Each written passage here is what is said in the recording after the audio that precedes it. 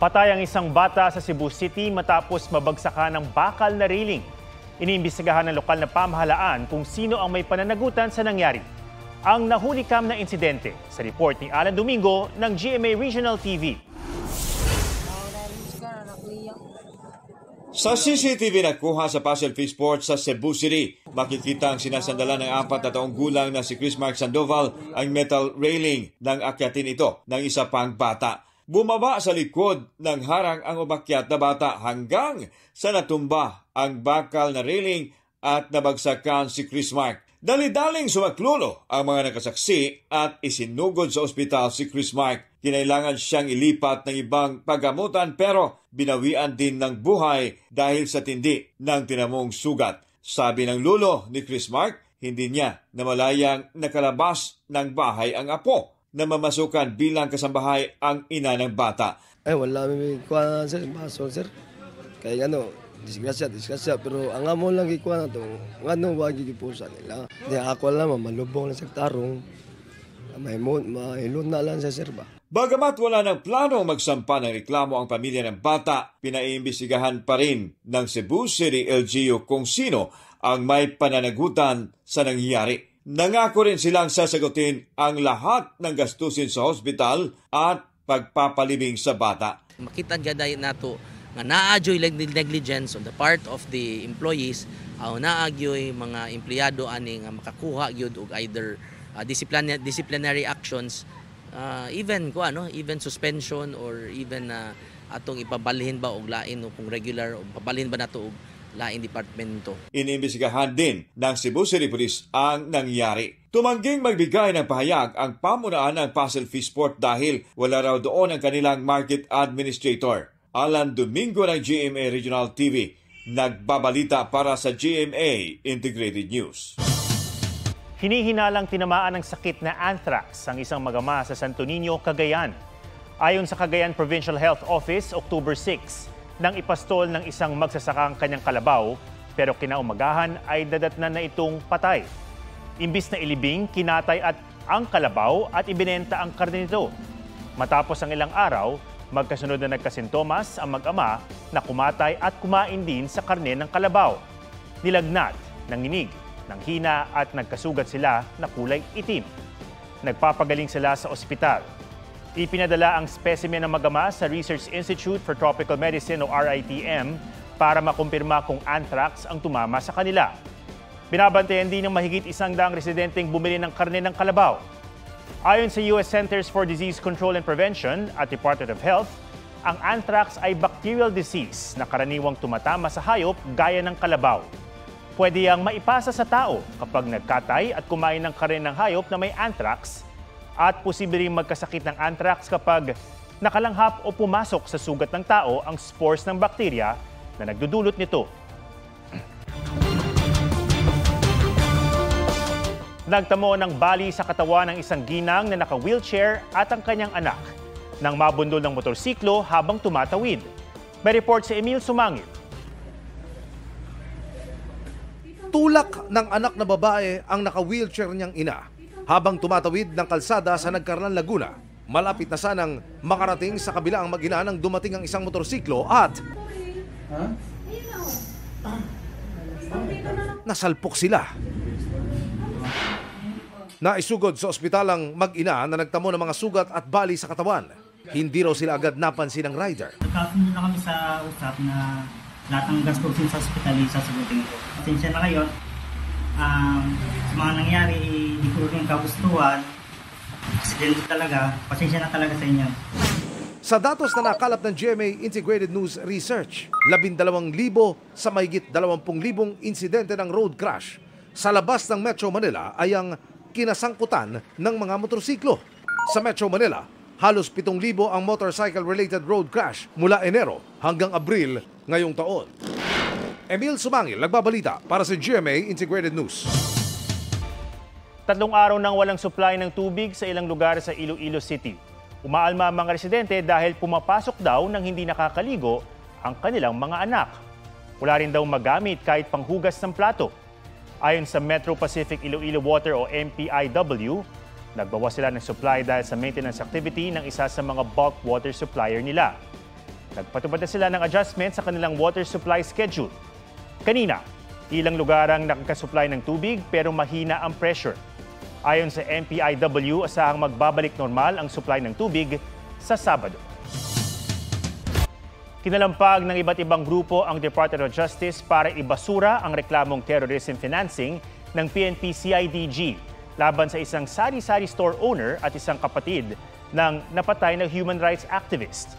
Batay raw sa salaysay ng isang nagpakilalang dating miyembro ng New People's Army, sumusuporta sa NPA sina Marceline Pilala at Eliza Lemita, kaya inireklamo ng PNP-CIDG.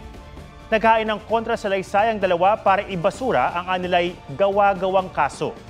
Sabi ni Pilala, hindi totoong nagbenta siya sa mga rebelde mula sa kanyang sari-sari store noong March 2021. Lalo't October 2021 niya sinimulan ang sari-sari store.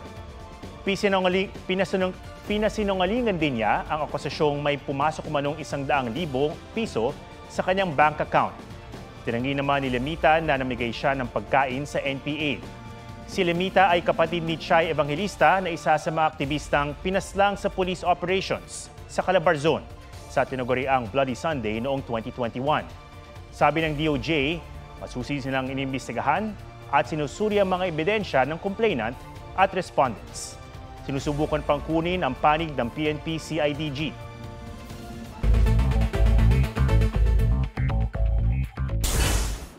Opening ng mall sa Metro Manila iatras sa alas 11 ng umaga simula November 18 hanggang December 25. Magdedesisyon pa sa mga susunod na araw ang mga mall kung anong oras sila magsasara. Paggamit ng gulay at ibang agricultural products sa pandesal, isinusulong ng mga asosasyon ng panaderong Pilipino.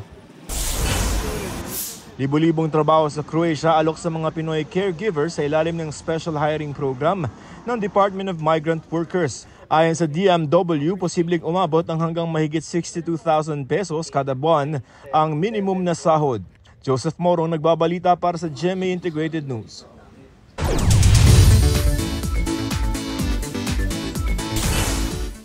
Kabilang ang isang bundok na tila lumuluha sa masisilayan sa 3 araw na hike na tatagos sa 3 probinsya. G tayo sa Kibungan Cross Country kasama si Oscar Oida.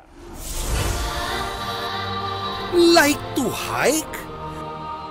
Don't settle for less at subukan ang traverse na tumatahak sa 3 probinsya. Sa tanawing yan, sinong mapapagod? Nagsisimula ang hike sa Kibungan, Benguet. Dadaan sa Sugbon, Ilocos Sur at matatapos sa Santol, La Union. Pag nasa mountain ka, it humbled you eh. Pwede kang maging yung raw self mo lang. Andun, makapapakita mo yung mga imperfections mo, yung mga kahinaan. More of masaya. I mean, physically, medyo talagang nakakapagod. You enjoy lang that time with yourself and with the nature. Mamangha sa nakakaiyak na ganda ng Crying Mountain. Tampok ang 4 na waterfalls na tila luha nga naman sa kabundukan. Lucky rin na talagang nakita namin yung Crying Mountains and ang gaganda talaga. Ang ganda mamundok, ang saya. And then ang dami rin learnings. Ang traverse na ito, swak sa mga nagso-soul searching. Lalo't aabutin ito ng 3 araw at nasa 6 hanggang 8 oras ang hike. Sana makita rin ng mga viewers yung ganda ng bundok.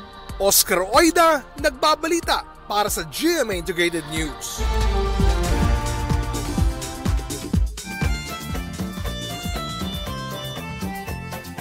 Kapuso primetime queen Marian Rivera kumasa sa Lambada Dance Challenge na may twist. Pag-ikot kasi ni Marian, bigla siyang naging si Mima ng Bayan at kanyang balota co-star na si Sasa Girl. Inulan niya ng funny comments.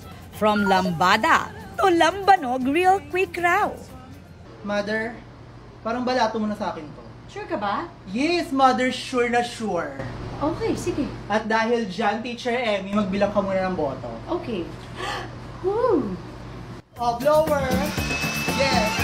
Showing na ang pelikulang Balota sa mga sinihan nationwide. Blackpink Lisa, pasabog ang performance sa opening ng fashion show ng isang brand with her single Rockstar. Kinanta rin ni Lisa ang kanyang latest single na Moonlit Floor. Exclusive contract ni Taeyol ng K-pop group na NCT terminated na ayon sa SM Entertainment dahil sa ongoing investigation sa isang criminal case. Nitong Agosto, umalis sa grupo si Taeyol kasunod ng sexual offense allegations laban sa kanya. Aubrey Carampel, nagbabalita para sa GMA Integrated News.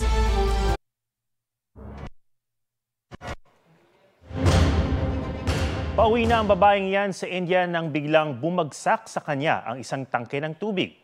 Napalabas ng bahay ang isang residente matapos marinig ang pagbagsak. Saktong lumusot ang ulo ng babae sa butas ng tangke. Wala siyang tinamong sugat. Ayon sa isang residente, aksidenteng nahulog mula sa teres ng gusali ang tangke na itatapon na sana.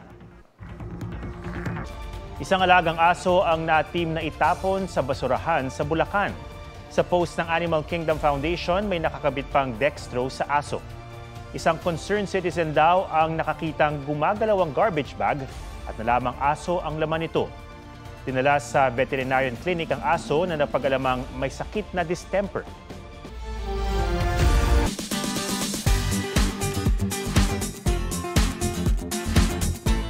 Isang lalaki ang literal na mapapasambit ng daig kayo ng lola ko. Ang lola kasi niya, may pakimkim pa rin sa kanya kahit malaki na siya. Uso na yan sa report ni Ian Cruz. Yun na lang. Kita nyo yan? Yan ang totoong Lola's Love. Pagdating sa apo, tiyak, spoiled ang treatment. Kahit pa ang apoy, nasa adulting era na rin. Meet the generous Lola, Lola Susing. At dahil minsan lang bumisita ang apong si Jessreen, kahit papaano'y lagi itong may kaunting pakimkim. Kwento pa ni Jessreen, bigay lang din kay Lola ang perang iniaabot sa kanya. Hindi lang din sa pera galante ang lola nyo. Marami siyang baon, nakakulitan. Kaya para kay Jessreen, ang happiness sa tuwing magbanding silang maglola, walang katumbas na halaga. Ian Cruz nagbabalita para sa GMA Integrated News. Yan po ang State of the Nation para sa mas malaking misyon at para sa mas malawak na paglilingkod sa bayan. Ako si Ato Maraulio mula sa GMA Integrated News, ang News Authority ng Pilipino.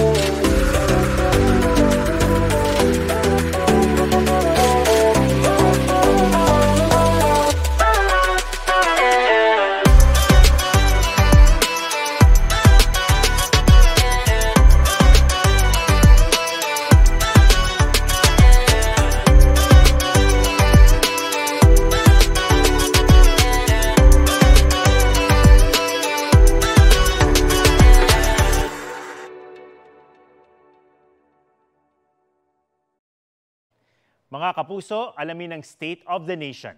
Mag-subscribe sa GMA Integrated News sa YouTube. Sa ating mga kapuso abroad, samahan nyo kami sa GMA Pinoy TV at sa www.gmanews.tv.